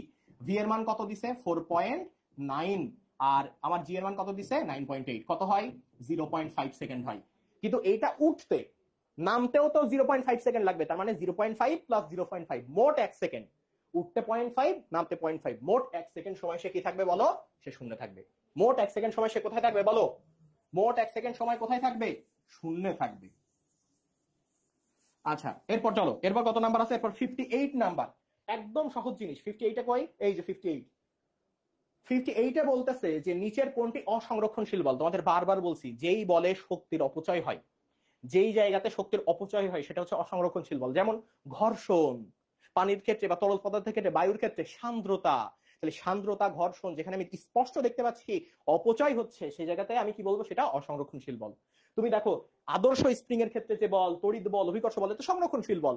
তাহলে অসংরক্ষণশীল কোনটা বলো? ঘর্ষণ বল বা সান্দ্র বল। আচ্ছা ঠিক আছে, তাহলে 58 গেল। এরপর সামনের দিকে চলো, 64 এ চলো। 64 এ চলো। দেখো একদম বই থেকে দিছে, থার্মোডাইনামিক্স এর একদম বই থেকে দিছে। সেটা হচ্ছে তাপের যান্ত্রিক সমতা। বইতে আমাদের প্রশ্নে সক্ষমতা আসছে, বাট আসলে ব্যাপারটা সমতা। তাপের যান্ত্রিক তুল্যাঙ্ক, তাপের যান্ত্রিক সমতা কিভাবে আসে? আমরা পড়ছিলাম যে কাজকে সম্পূর্ণরূপে তাপে পরিণত করলে বা তাপকে সম্পূর্ণরূপে কাজে পরিণত করলে ডাব্লু সমানুপাতিক কিউ, কাজ এবং তাপ পরস্পর সমান। এই দুটাকে সমান করার জন্য ডাব্লু সমান জে কিউ আনা হইলো। এই যে সমান করলো যে সমানুপাতিক ধ্রুবক, এই জে কে বলা হয় তাপের যান্ত্রিক সক্ষমতা। তাহলে দেখো এই জে এর একক কি হয়? জে সমান হয় হচ্ছে ডাব্লু বাই কিউ। ডাব্লু এর একক জুল, আর এর একক হচ্ছে ক্যালোরি। তাহলে joule per calorie, joule per calorie, এই যে জুল পার ক্যালোরি উত্তর চলে আসছে। যে সূত্র পড়ছে না, সে ফিজিক্স মনের আগুন আনন্দে এইভাবে গোল করছে, এইভাবে গোল করছে, যে আসলে সূত্র পড়ছে। দেখো এরপর চলো, এরপর কোনটা বলছে? 67 নাম্বার। 67 আমরা একটু দেখি। 67 এ বলছে হচ্ছে, আচ্ছা একটি গোলকের ব্যাসার্ধ। এই জিনিস তোমাদের ফার্স্ট চ্যাপ্টার যখন করাইছি আমি তোমাদের বারবার বলছি, পার্সেন্টেজে কখনো গুণ হয় না, সবসময় যোগ হয়। যারা গোল্ডিগার্স এ ছিলা, লস প্রজেক্টে ছিলা, তোমাদের একটা কথা বারবার বলছি, পার্সেন্টেজ কখনো গুণ হয় না, সবসময় যোগ হয়। এখানে এমন ভাবে দিছে দেখো যে গোলকের ব্যাসার্ধ 10 ইন্টু বা 10 প্লাস মাইনাস 0.1, তাহলে সেই হিসেবে এটা আমরা তো পার্সেন্টেজ করে দেবো। 10-এ যদি 0.1 হয় তাহলে 100-তে কত হবে বলো তো? 100-তে প্লাস মাইনাস কত হবে? 10 গুণ হবে, তাহলে কত হবে? 1 হবে। তাহলে সেই হিসাবে 100-তে 1 মানে কি 1%। আচ্ছা, তাহলে আমি সেই হিসাবে শতকরা বের করে নিলাম। এবার বলতেছে কি আয়তনের শতকরা ত্রুটি কি? এই আয়তনের সূত্র আমরা জানি না। আয়তন কি? 4/3 পাই আর কিউব। তার মানে এই জায়গাতে এই যে আমার ব্যাসার্ধ বা পাই ডি কিউব, এই যে ব্যাসার্ধ ছিল সেটা 3 গুণ হবে। পার্সেন্টেজ কি গুণ হয়? পার্সেন্টেজ কি হয়? যত স্কয়ার আছে বা যত পাওয়ার আছে ততবার যোগ হবে। তাহলে সেই হিসাবে আমি যোগ করব 1%, 1%, 1%। এই যে 3 বার যোগ করলাম, কত হইলো? এই কত পার্সেন্ট হইলো? 3%। প্রশ্ন ইজি আসছে? আসছে, আসলে ইজি আসছে প্রশ্ন। যে পড়ছে তার জন্য প্রশ্ন খুব ইজি আসছে। আচ্ছা, এরপরে আসছে কি 69 নাম্বার। দেখো, মান শূন্য নয় এমন ভেক্টরকে যদি তার মান দিয়ে ভাগ করা যায় তাহলে কি পাওয়া যায়? মান শূন্য নয় এমন একটা ভেক্টর ধরো। ধরো আমি ধরলাম হচ্ছে সেই ভেক্টরটা কোনটা? আমি ধরলাম মান শূন্য নয় এমন একটা ভেক্টর, মনে করো 5i। কোনটা বলো? 5i। এর মান কত বলতো? 5। তাহলে মান শূন্য নয় এমন একটা ভেক্টরকে যখন তার মান দ্বারা তুমি ভাগ করতেছো কি পাইলা? এটা কি ভেক্টর?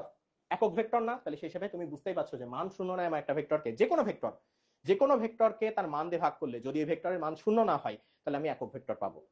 একক ভেক্টর পাবো না বলে যদি বলতো দিক ভেক্টর তাইলেও হইতো, কারণ একক ভেক্টর মূলত দিক নির্দেশ করে। আচ্ছা, গেল 69 নাম্বারও গেল। এরপর চলে আসা হচ্ছে 73-তে। 73 বলছে দুটি শব্দের কম্পাঙ্কের অনুপাত 5:2 হবে। হ্যাঁ, 5:6 হইলে তাদের তরঙ্গ দৈর্ঘ্যের অনুপাত কত? এই তোমরা এই সূত্র জানো না? যারা এই সূত্র জানে তারাই তো পারবে এই জিনিসটা। এই সূত্র জানা নাই যে তোমার কই গেল রে?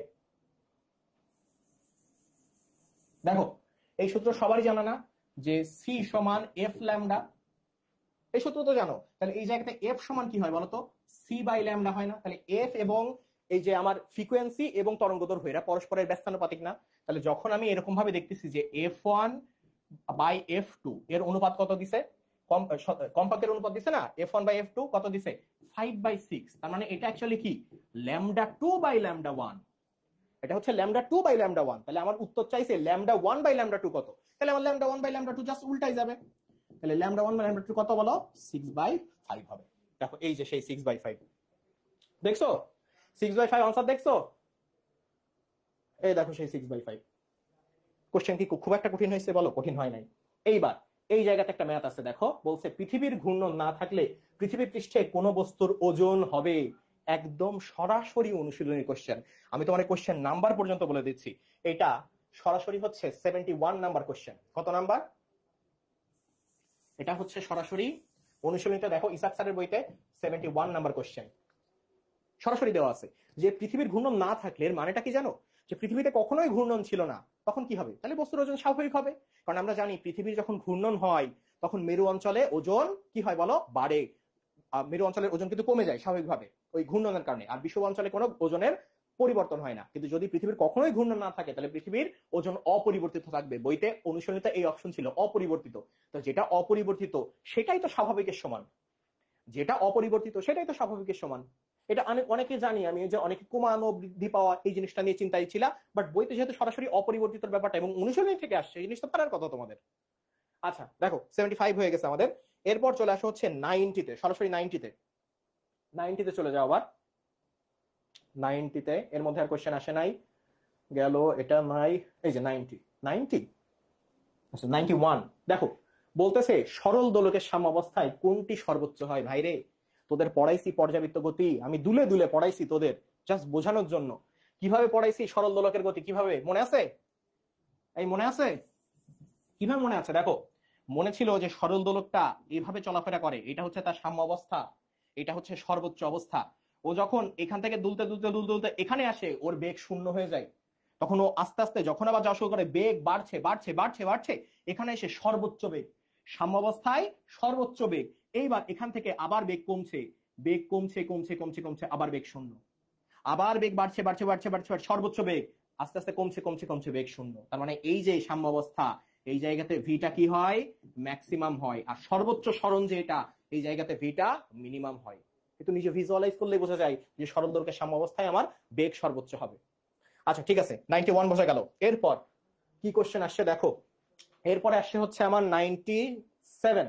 গ্যালভানোমিটারের তড়িৎ বর্তনীতে শান্ট হবে, শান্ট লিখছে। শান্ট ব্যবহারের উদ্দেশ্য কি? শান্ট হচ্ছে তোমাদের এলাকার বাইপাসের মতো। বাইপাসে যেমন বাইরের জেলা থেকে গাড়ি এসে শহরের মধ্যে না ঢুকে ওই দিক দিয়ে ঢুকে যায়, যাতে শহরে ট্রাফিকের দুর্ঘটনা কম হয়, ঠিক তেমনি শান্ট আমরা এমন জায়গাতে ব্যবহার করি যেখানে বেশি পরিমাণ বিদ্যুৎ গেলে যন্ত্রপাতি নষ্ট হওয়ার চান্স আছে। তো শান্টটা কেন লাগানো হয়? যে অতিরিক্ত বিদ্যুৎ যেই আসবে ওই বিদ্যুৎটা ওই দিক থেকে বের হয়ে যাবে। তার মানে শান্টের মূল উদ্দেশ্য কি হবে? বিদ্যুৎ প্রবাহ কমানো। যারা পড়ছে এই জিনিস, কনসেপ্ট যারা বুঝছে, আমার ক্লাস অন্তত যারা করছিস, তোরা এই জিনিস ভুল করবি না আমি জানি। তাহলে শান্টের মূল কাজটা কি বলো? বিদ্যুৎ প্রবাহ কমানো, বিদ্যুৎ প্রবাহকে বাইপাস করে দিয়ে চলে যাওয়া, যাতে মূল যন্ত্রে বিদ্যুৎ প্রবাহ বেশি গিয়ে যন্ত্রের কোনো ক্ষতি না হয়। আচ্ছা, সর্বশেষ কি আছে দেখি। সর্বশেষ বলছে 99। এই যে জ্ঞানমূলক কোশ্চেন এটা একদম, এবং যারা এই জিনিস পড়ছে তারাই পারবে। এবং আমি জানি জীবনে একবার অন্তত এই অধ্যায় খুলছিস, এই জিনিসটা পড়িস না এরকম নাই। সেটা কি? সেটা হচ্ছে ভূমৌলিক উপাদান বা ভূচম্বকের মৌলিক উপাদান। এখানে লিখতে একটু ভুল হয়েছে। ভূচম্বকের মৌলিক উপাদান কয়টি? 3টে। কি? একটা হচ্ছে বিচ্যুতি, মনে আছে? বি দিয়ে মনে রাখছিলাম। একটা হচ্ছে বিচ্যুতি, একটা হচ্ছে বিনতি, আর একটা হচ্ছে ভূচম্বক ক্ষেত্রের আনুভূমিক প্রাবল্য। 3টা ছিল, 3টা। বিচ্যুতি, বিনতি, ভূচম্বক ক্ষেত্রের আনুভূমিক প্রাবল্য। তাহলে দেখো আমি ফিজিক্স কোশ্চেনে, নেক্সট জন, ফিজিক্স কোশ্চেনে হচ্ছে আমি একটা জিনিস বুঝছি, যে তোমাদের ওই একটা বায়ুর চাপের ওই একটা জিনিস ছাড়া বাকি যে 19টা এত সহজ আসছে যে তোমাদের সবার প্রত্যেকের ঠিক আনসার করে আসা উচিত ছিল। যদি না করে থাকো, এখন তো আর অ্যাকচুয়ালি কিছু বলার নাই, এখন আমি হাজার চিল্লাইলেও সেই জিনিস ঠিক হবে না, চাপ খাওয়ার দরকার নাই। বাট যারা ক্লাস করছো, নিয়মিত ক্লাস করছো, আমি শিওর যে 20-এর মধ্যে 19 তোমরা কনফার্ম করে আসছো। আচ্ছা যাই হোক, তাহলে এখন ইংরেজি ক্লাস শুরু হবে। আমি ইংরেজি ক্লাসের জন্য নিশাত আপুকে ডাকছি।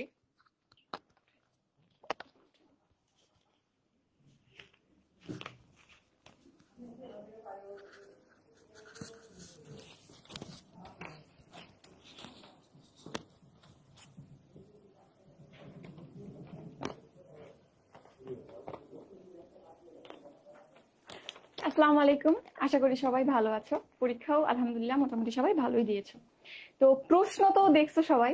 তোমাদের যে প্যানিকের যে জায়গাগুলো, বিশেষ করে vocabulary, synonym, antonym, preposition, spelling, এই জায়গাগুলো থেকে কিন্তু টোটালি প্রশ্ন আসে নাই। তো যাই হোক, সেটা ব্যাপার না। তবে এভারেজে যদি তুমি কোশ্চেন প্যাটার্নের কথা বলো, তাহলে প্রশ্ন কিন্তু যথেষ্ট সহজ হয়েছে সব সাবজেক্টের ক্ষেত্রে। ইংরেজির ক্ষেত্রে দেখবা যে গ্রামারের, ভয়েস থেকে, টেন্স থেকে অ্যাজ ইউজুয়াল যে টাইপের প্রশ্ন আসে সেগুলো এসছে, এবং খুবই ইজি এই জিনিসগুলা। ঠিক আছে, তো দু একটা প্রশ্ন আসে একটু কনফিউশন আছে, তো চলো আমরা একটু দেখে ফেলি।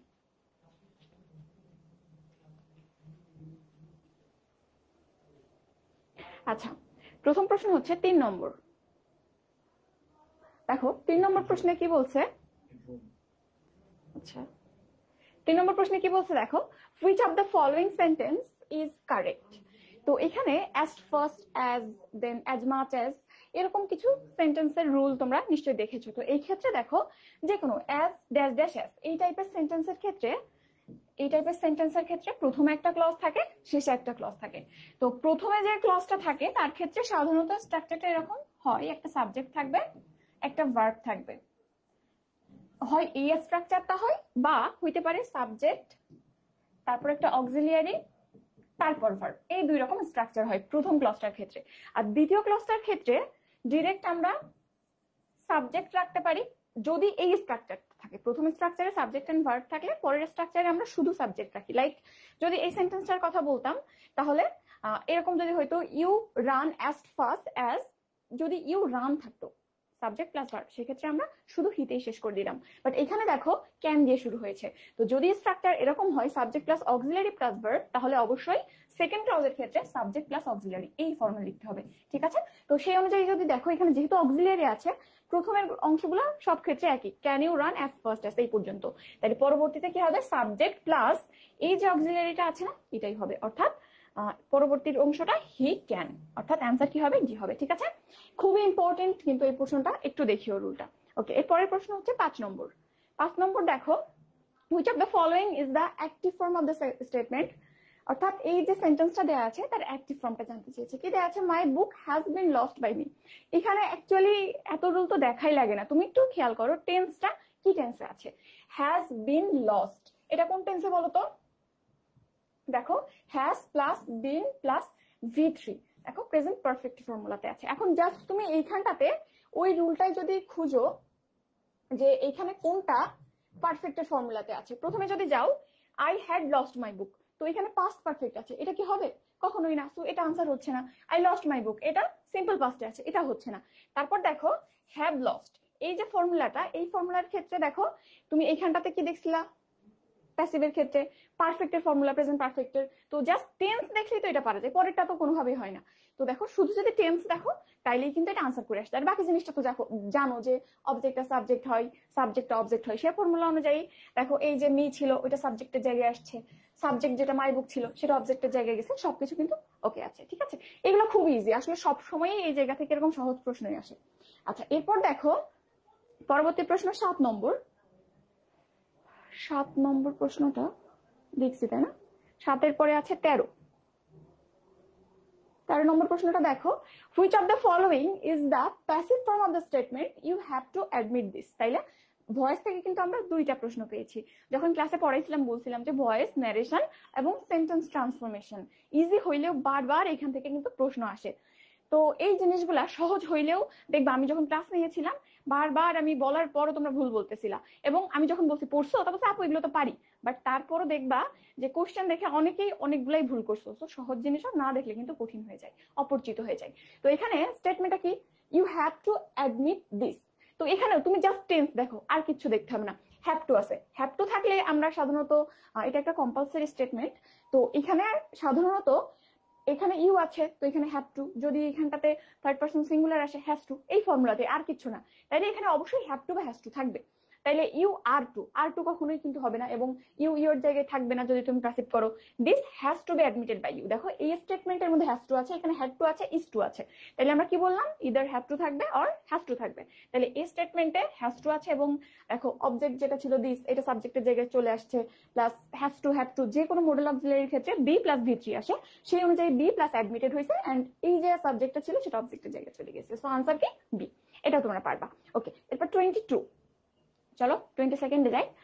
The word anybody is an example of what. তো এটা কিন্তু বিগতবারেও আসছিল, এইবারও আসছে, খুবই ইম্পর্টেন্ট। ইভেন প্রোনাউন যে ক্লাসিফিকেশনটা আছে প্রত্যেকটা ইম্পর্টেন্ট, কোনটা কোন টাইপের প্রোনাউন, কোনটা কোথায় ব্যবহৃত হয়, কোনটার অর্থ কিরকম আসে। তো দেখো এনিবডি, এইটা কোন টাইপের প্রোনাউন? অর্থের দিক থেকে তুমি যদি দেখো এনিবডি মানে যে কেউ। তো এনিবডি, এনিওয়ান, নোবডি, নান, আমরা যখন এই কথাগুলো বলি এটা কি নির্দিষ্টভাবে কাউকে বোঝায় না। এনিবডি মানে যে কোনো একজন। এখানে যদি 10 জন মানুষ থাকে আমি বলি anybody of you can do this, তাহলে এখানে কিন্তু অনির্দিষ্ট ভাবে আমি যে কোনো একজনকে বুঝাচ্ছি, নট নির্দিষ্ট। এই জন্য এটাকে আমরা ক্লাসিফিকেশনে ইনডেফিনাইট প্রোনাউনের মধ্যে ফেলি। ইনডেফিনাইট শব্দটার অর্থ কি? অনির্দিষ্ট। ঠিক আছে, তাহলে এখানে আনসার কি হবে? ডি হবে। ওকে, এরপর হচ্ছে চলো 41, পরের কোশ্চেন 41-এ। আচ্ছা 41 দেখো, এই প্রশ্নটাই একটু ঝামেলা আছে। আমি অ্যাকচুয়ালি এটা কোন রুলের আন্ডারে ফেলছে বা কিরকম আমি আসলে পাই নাই। তো দেখো দা চেয়ারপারসন ড্যাশ, তো এখানে অর্থটা এরকম আসছে, অপশন দেখলে বুঝবা যে চেয়ারপারসন একটা বক্তৃতা দিয়েছে, তো সেটাই জানতে চাচ্ছে, ভালো একটা বক্তৃতা দিয়েছে। তো এই ক্ষেত্রে সাধারণত বক্তৃতা দেওয়ার ক্ষেত্রে ডেলিভার্ড এ স্পিচ, তারপরে give a speech, made a speech, এই টাইপের ফ্রেজগুলো ব্যবহার করা হয়। তো এখানে দেখো গেভ এ গুড স্পিচও আছে, মেড এ গুড স্পিচও আছে, আসলে দুইটাই হয়। বাট আমরা খুব কমনলি যেটা ইউজ করি তুমি দেখবা সাধারণত আমরা এরকম সেন্টেন্সের ক্ষেত্রে গেভ এ গুড স্পিচ এই টার্মটার সাথে বেশি পরিচিত, তাই না? তো আনসার এখানে আমার মনে হয় এ দেয়াই ভালো হবে, বাট ডিটাও কিন্তু হয়। আর সব থেকে ভালো কোনটা হয়? যদি এখানে ডেলিভার্ড এ গুড স্পিচ থাকতো। ঠিক আছে, স্পিচের ক্ষেত্রে সাধারণত ডেলিভার্ড এই শব্দটা যায় বেশি, এই ভার্বটা যায় বেশি। ওকে, এরপর আসো পরের কোশ্চেন 45-এ। 45-এ কি বলছে? He got the prize dash hard work. তো এখানে অর্থ দেখে বুঝতে পারছো কি বুঝাচ্ছে, যে সে পুরস্কার পাইলো কিসের মাধ্যমে? কঠোর পরিশ্রমের মাধ্যমে। অর্থাৎ এখানে মাধ্যমে এরকম অর্থযুক্ত একটা শব্দ আসবে। তো এখানে কি হইতে পারে? এখানে তুমি চাইলে বাই বলতে পারো। তো বাই সাধারণত বাই বলে হয়, বাট এরকম স্ট্যান্ডার্ড ক্ষেত্রে আমরা সাধারণত বাই শব্দটা ব্যবহার না করে যদি জোর প্রদান করা বোঝায় বাই ডিন্ট অফ ব্যবহার করি। বাই ডিন্ট অফ এটা একটা ইডিয়মস, একটা ফ্রেজ, এবং এটার অর্থ কিন্তু বাই এর মতো। বাই ডিন্ট অফ মানে মাধ্যমে। ঠিক আছে, ওকে, এটা পিছনে দেশে আছে, কিন্তু আমরা ইংলিশ যখন পড়াইছিলাম এটা কিন্তু আমরা পড়েছিলাম। ওকে, তাহলে এখানে আনসার কি হবে? তুমি যে অপশন দেখো, অপশন যদি দেখে থাকো, দেখো অপশনের মধ্যে বাই ডিন্ট অফ আছে, বাই ইউজিং হবে না, বাই এনগেজিং হবে না, বাই বা বাই ডিন্ট অফ। তো স্ট্যান্ডার্ড কোনটা? অবশ্যই বাই ডিন্ট অফ।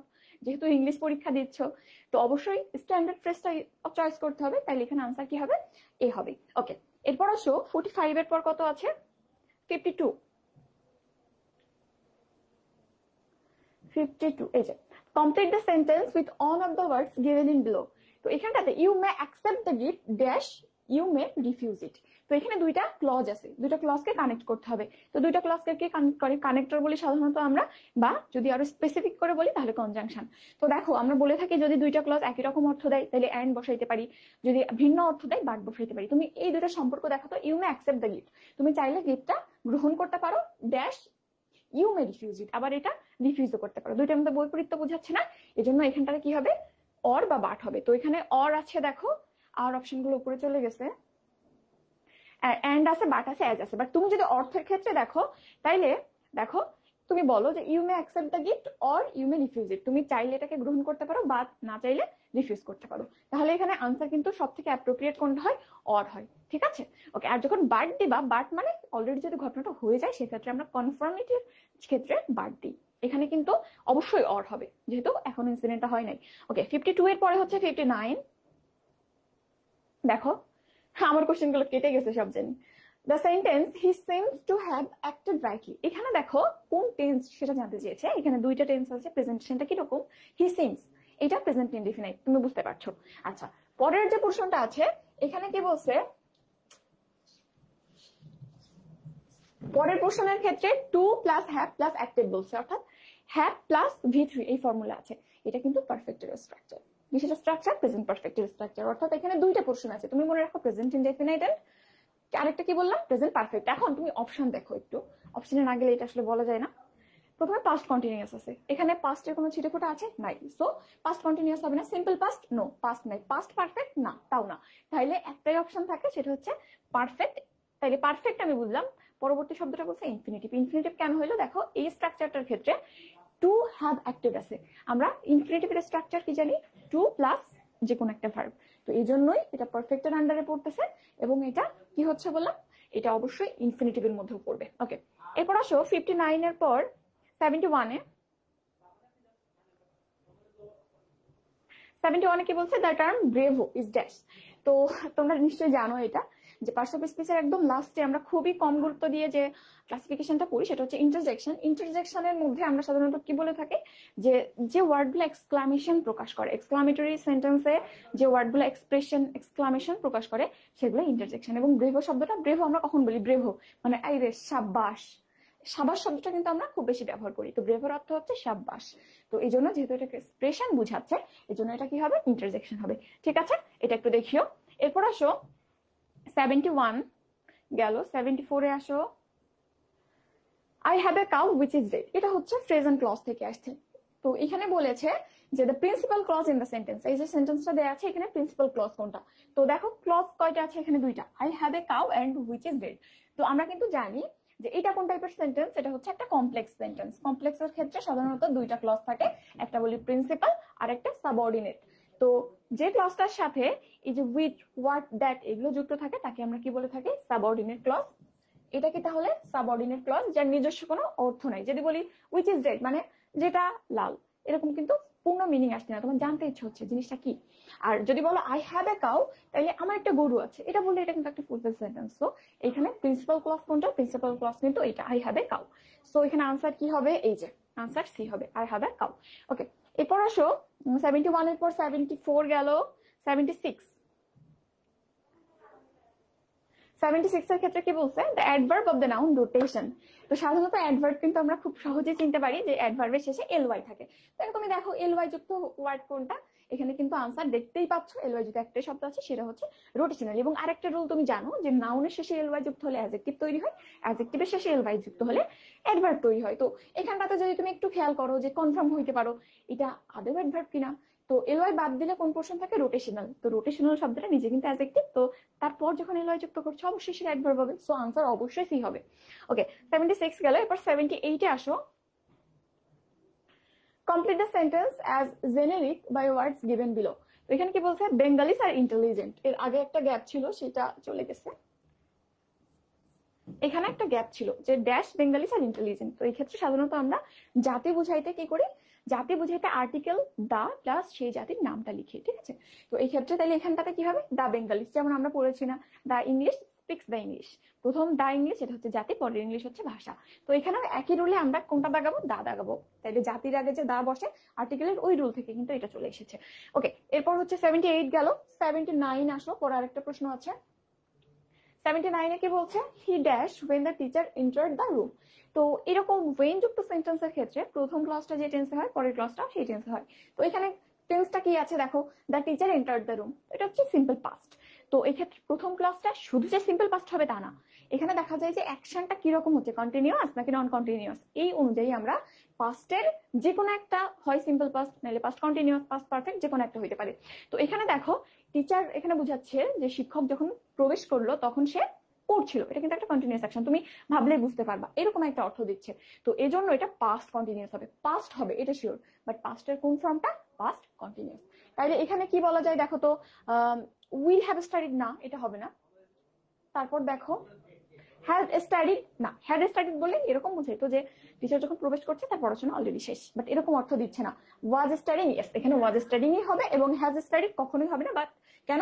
কারণ আমরা বলছি অবশ্যই এখানে পাস্ট এবং পাস্টের যে ডেরিভেটিভ গুলা সেগুলো হবে। ওকে, 79 গেল। Last question 95। আসলে আমরা লাস্ট কোশ্চেনটা দেখি। 95, দ্য ওয়ার্ড আর্টিসান, আর্টিসান অর্থ কি এটা জানতে চাইছে। তো আর্টিসান মানে হচ্ছে শৈল্পিক মানুষ বোঝায়, ঠিক আছে? শৈল্পিক মানুষ বা ক্রাফট ম্যান, আর্টিস্টিক ম্যান এটা বোঝায়। তো এখানে তাহলে আনসার কি হবে? আ ক্রাফটস পারসন।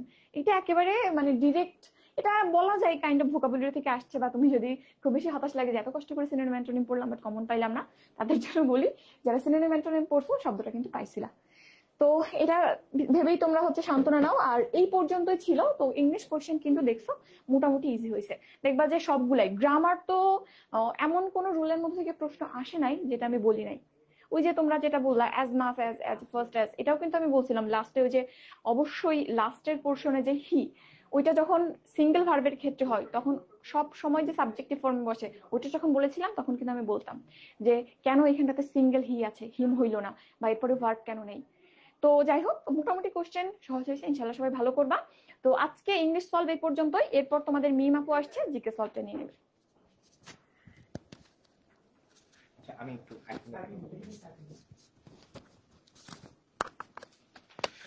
আমি একটু ইন্টারাপ্ট করলাম। হ্যাঁ, তোমাদের কনফিউশন আছে, সেই কনফিউশনের জন্যই আমি একটু ইন্টারাপ্ট করছি।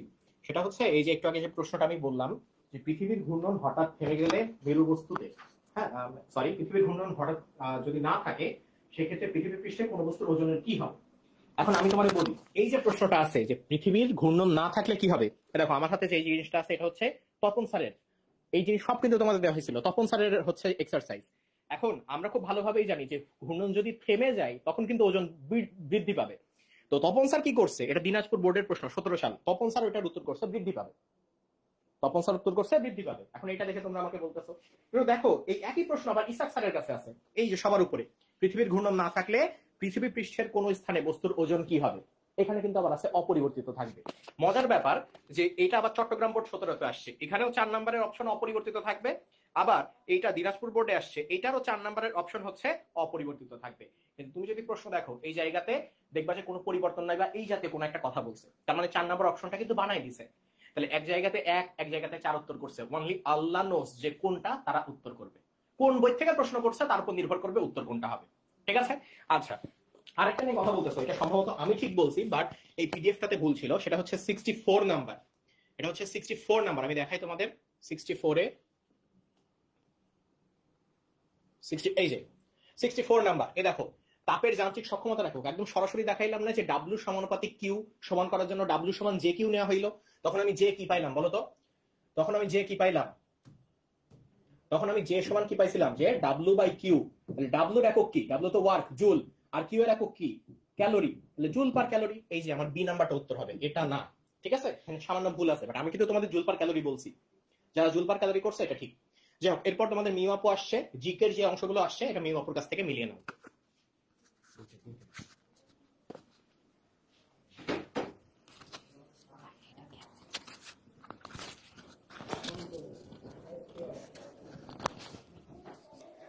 আসসালামু আলাইকুম সবাইকে, সবাই কেমন আছো? এক মিনিট, আমরা একটু পিডিএফটা শুরু থেকে যাই কারণ আমাদের শুরু থেকে প্রশ্ন।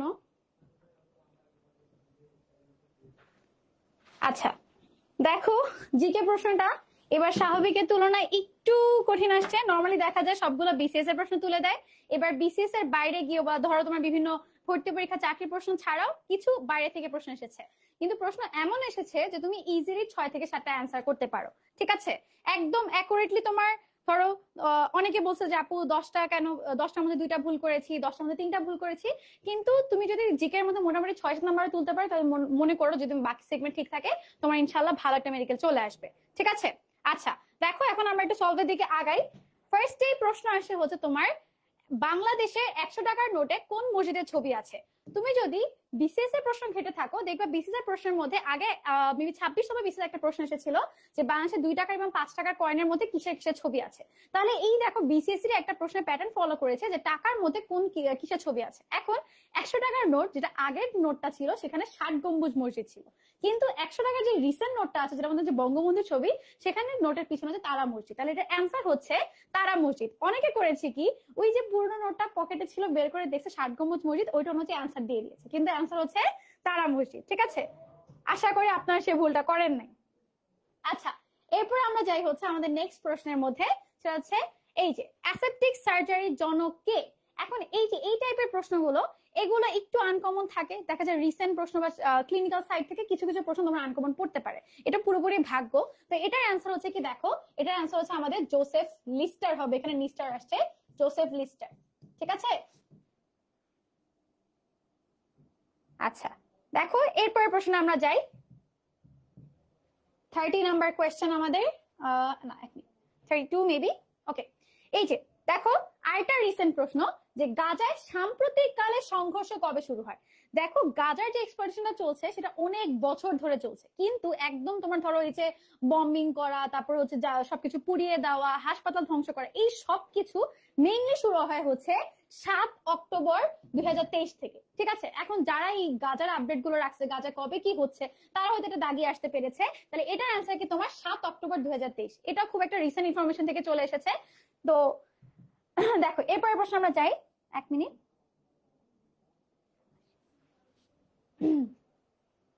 আশি নাম্বারে, ওকে দেখো এটা কেন যে তোমরা ভুল করেছো আমি অনেকে দেখেছি, শুধুমাত্র মানে যারা একদম টপার সব জায়গায় টপ টপ করে তারাও দেখা গেছে এই এমসিকিউটা ভুল করছে। এটা কিভাবে ভুল করে আমি জানি না। আমাদের জিকোলজি বইয়ের মধ্যে স্বাস্থ্যর একদম ফার্স্ট পেজে ছিল যে 1946 10 জুলাই ঢাকা মেডিকেল কলেজ প্রতিষ্ঠিত হয়। তোমরা সারা জীবন স্বপ্ন দেখেছো ঢাকা মেডিকেলে পড়বো, ঢাকা মেডিকেলে পড়বো, কিন্তু একদম অনেক পোলাপান এই এমসিকিউটা ভুল করে আসছে। কিভাবে ভুল করছে আল্লাহ জানে। ঢাকা মেডিকেল কলেজ কবে প্রতিষ্ঠিত হয়? 10 জুলাই 1946 সালে। ঠিক আছে, আচ্ছা এরপরে আমরা সামনে আগাই। এরপর আমাদের কোয়েশ্চেন হচ্ছে নেক্সট নাম্বার 84। 84 এ কি বলেছে দেখো, এই যে আরেকটা প্রশ্ন যেটা তোমার না পারার মতো, এটা একদম যাদের একটু ম্যাপ সম্পর্কে ধারণা আছে, যেরকম আমি যখন জিকে পড়াতাম আমি বারবার করে বলতাম যে তোমরা যখনই জিকে পড়বা তখনই চেষ্টা করবা ব্লুমের মধ্যে একটা ম্যাপ লাগিয়ে নিতে, যে বাংলাদেশে কোন প্রান্তে কি আছে, তোমার জন্য জিনিসটা ভিজুয়ালাইজ করতে অনেক ইজি হতো। এটা অনেকটা ওই টাইপের একটা প্রশ্ন দিয়ে দিচ্ছে যে তুমি যদি টেকনাফ থেকে তেতুলিয়া পর্যন্ত যাও তাহলে নিচে তুমি কোন জেলাটা অতিক্রম করবে। এটা অ্যান্সার হচ্ছে তোমার সিরাজগঞ্জ। অনেকে যেমন কুড়িগ্রাম দাগ আছে, মেইনলি আমরা হচ্ছে কক্সবাজার পাই, পঞ্চগড় পাই, এই সিরাজগঞ্জ পাই। ঠিক আছে, তাহলে এই জিনিসগুলা যখনই যারা নেক্সট টাইম আমার প্রিপারেশন নিবা চেষ্টা করবা অলওয়েজ একটা ম্যাপ ফলো করতে। যখনই মেডিকেল প্রিপারেশন যখনই জিকে পড়তে যাবা ম্যাপ দেখলে তোমার জন্য খুব ইজি হয়ে যায়। ঠিক আছে, ওকে এরপর আমরা সামনে আগাই। দেখো আমাদের 90 নাম্বার কোয়েশ্চেনটা, ওকে দেখো মুক্তিযুদ্ধ পড়ছো, মুক্তিযুদ্ধ যতবারই পড়াইছি আমাদের পেইড ব্যাচ হোক বা তুমি যেখান থেকেই পড়ে থাকো না কেন, বারবার আমরা একটা কথা বলেছি মুক্তিযুদ্ধ যখনই পড়ো মুক্তিযুদ্ধ একটা ফিল্ড হসপিটাল তৈরি করা হয়, কারণ তখনকার সময় দেখা যেত যে চিকিৎসাটাই একটা তো তখন একটা মুক্তিযুদ্ধ ফিল্ড হসপিটাল তৈরি করা হয়। ওই ফিল্ড হসপিটালে মেইনলি হচ্ছে ডক্টর বজরুল খসরু এবং ডক্টর জাফরুল্লাহ চৌধুরী তাদের উদ্যোগে ওই বাংলাদেশ ফিল্ড হসপিটাল তৈরি করা হয়। তারা আমেরিকা থেকে এই হসপিটালটাকে পরিচালনা করে। ঠিক আছে, এবং তারা তখনকার সময় মুক্তিযুদ্ধের সময় সেই মুক্তিযোদ্ধাদেরকে সেবা শুশ্রূষা দেয়। ওকে, এরপরে দেখো নেক্সট কোয়েশ্চেন আমাদের 93 নাম্বার কোয়েশ্চেন। এরপরে কোয়েশ্চেনটাই দেখো কি বলেছে, ইখতিয়ার উদ্দিন মোহাম্মদ বিন বখতিয়ার খলজি কোন শাসককে পরাজিত করে বাংলার রাজধানী নবদ্বীপকে জয় করে। যতবার তোমরা পাল সাম্রাজ্য পড়েছো, সেন সাম্রাজ্য পড়েছো, সবসময় একটা বিশেষ প্রশ্নই আছে যে সর্বশেষ সেন রাজাকে। তোমাদের এটা নিয়ে খুব কনফিউশন থাকে, লক্ষণ সেন হবে নাকি কেশব সেন হবে। তখন আমরা বলতাম যে লক্ষণ সেনকে হচ্ছে এই ইখতিয়ারউদ্দিন মোহাম্মদ বিন বখতিয়ার খলজি পরাজিত করে, কিন্তু কেশব সেন পরবর্তী কিছু কিছু এরিয়ার মধ্যে শাসন করে। তখন আমরা বলতাম যে কেশব সেনকে তুমি লাস্ট দিও। কিন্তু এই লক্ষণ সেন এই যে ইখতিয়ারউদ্দিন মোহাম্মদ বিন বখতিয়ার খলজি 17 জন সৈন্য নিয়ে নবদ্বীপে আসে, এসে হচ্ছে তখন সেখানে হচ্ছে রাজত্ব করতো লক্ষণ সেন, তাকে পরাজিত করে ওই এরিয়াটাকে দখল করে নেয়। ঠিক আছে, এটা একদম কমন প্রশ্ন, এটা তোমার পারা উচিত, যারা ভুল করে আসছো তো করছোই। এরপর দেখো পরের কোশ্চেনটা আমাদের 98 নাম্বারটা। 98 নাম্বারটা কি বলেছে তোমাকে, যে বৈষম্য বিরোধী আন্দোলন চলাকালে তোমার আবু সাইদ কবে শহীদ হন। তোমরা জানো বৈষম্য, আমরা বলছিলাম যে এই ছাত্র আন্দোলন থেকে একটা না একটা প্রশ্ন আসবে। যখনই তোমার বৈষম্য এই যে এই আন্দোলনটা বেগবান হয় কবে থেকে, যখন আবু সাইদকে হত্যা করা হয় গুলি করে, তখন থেকে দেখা যায় এই আন্দোলনটা একটা নতুন বেগ পায় বা সবাই একদম সংগ্রামে ঝাঁপিয়ে পড়ে। তো কবে তাকে মারা হয় আমরা জানি, মেইনলি ছাত্র আন্দোলনটা একদম চূড়ান্ত পর্যায়ে যাচ্ছে 16 জুলাই থেকে। তো এই আবু সাইদকে হত্যা করা হয় কবে, 16 জুলাই 2024। ঠিক আছে, আচ্ছা তাহলে আমাদের জিকে সলভ এইটুক পর্যন্তই। সবাইকে অনেক ধন্যবাদ। আচ্ছা, না সবার সাথে আসলে শেষ দেখা করে যাই, আর একটু বলি যে এই নাম্বারটা আসলে ফিক্সড নাম্বার না, এই নাম্বার থেকে বাড়তেও পারে আবার কমতেও পারে। আমরা বাড়তেও কিন্তু দেখছি। ফলে এই মুহূর্তে আমাদের মনে হয় একটু ধৈর্য ধরা উচিত, রেজাল্ট পর্যন্ত ওয়েট করা উচিত। কারণ রেজাল্টে কার কি হবে, কারণ অনেক সময় আমাদের মাথা ব্রেইনও প্রতারণা করে, কি দাগে আসছে হয়তো মনে নাই, হয়তো ঠিক দাগেছি ভুল মনে হচ্ছে, ভুল দাগেছি ঠিক মনে হচ্ছে। সো আমার মনে হয় যে একটু অপেক্ষা করি, 19 তারিখ বা 20 তারিখ আমরা রেজাল্ট পেয়ে যাব। তারপর আর একটা কথা বলি, যে যারা মিডলজির সাথে যুক্ত ছিল, তোমরা রেজাল্ট যেমনই হোক, তুমি সবসময় মিডলজির স্টুডেন্ট মনে রাখবা। হ্যাঁ, রেজাল্টের পরে হয়তো যারা চান্স প্রাপ্ত তাদের নিয়ে আমরা পোস্ট দিব, যারা চান্স মিস করবে তাদের হয়তো একটু মন খারাপ হবে, আমরা জানি। কিন্তু আমরা তোমাকে এতটুকু বলতে চাই যে যারা চান্স মিস করেছে তারা আমাদের স্টুডেন্ট, যারা চান্স পাবে তারাও আমাদের স্টুডেন্ট, সবাই আমাদের স্টুডেন্ট। আর সবাইকে আমরা পড়াইছি। আর যেটা বলি যে ওই সময় আসলে যারা চান্স পেয়েছে তারা এটা ডিজার্ভ করে, সেজন্য আমরা করি। দ্যাট ডাজন্ট মিন যে যারা আসলে চান্স মিস করছো তাদেরকে আমরা ভালোবাসি না, তাদেরকে আমরা ভুলে গেছি। ফলে এই কথাটা সবসময় মনে রাখবা। মিডলজির সাথে যারা যুক্ত ছিলা, রেজাল্ট ভালো হোক